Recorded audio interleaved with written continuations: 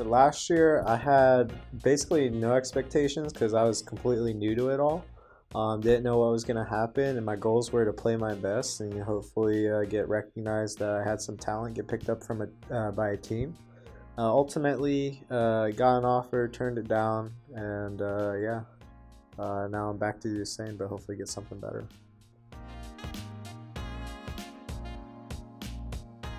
So after last year, my goal was to still play collegiate, which I was in at the time as well. And then I re-signed with my collegiate team for the next year, like get a scholarship to play pretty much.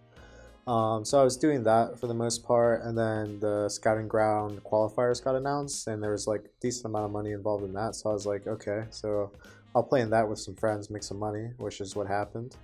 And then I also just played solo queue to keep in good form for collegiate. And then I got invited to scouting grounds off of that just because I had enough points. I wasn't really like trying to go super super focused on going, but it kind of just ended up happening, and I wasn't gonna say no. So my thoughts on what comes next is hopefully I get picked up by a team. It has to be a team that like wants me though. I don't want to fill a spot, anything like that. It has to be a good offer. Um, but other than that, if that doesn't work out, then I'm just going to stay in school. This is my senior year. I'm going to graduate. I'm going to get a job, and then I'm probably going to quit league if going pro this time around doesn't work out. I want them to think as me as like a role model. Like obviously I have a disability, but it shouldn't like hold you back. I feel like a lot of other people might feel too scared to do something because they're not confident in themselves. But I feel like there's no harm in trying. So just follow your dreams pretty much.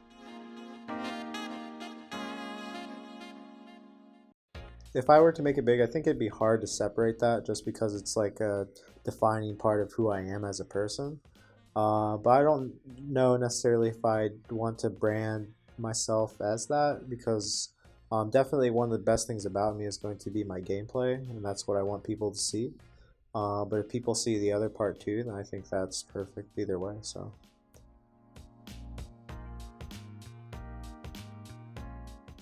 I would rank myself as #1 top laner at Scouting Grounds, and based off of playing against the other Academy and LCS tops, I'd say probably right now mechanically I'm at the very high end of Academy and like mid-tier LCS, if not like high tier. But I think one of the biggest things that separates me from making it to that, or like to be as good as like high-end Academy or like mid-tier LCS players for top specifically, because top isn't too impactful, but when it is, it matters.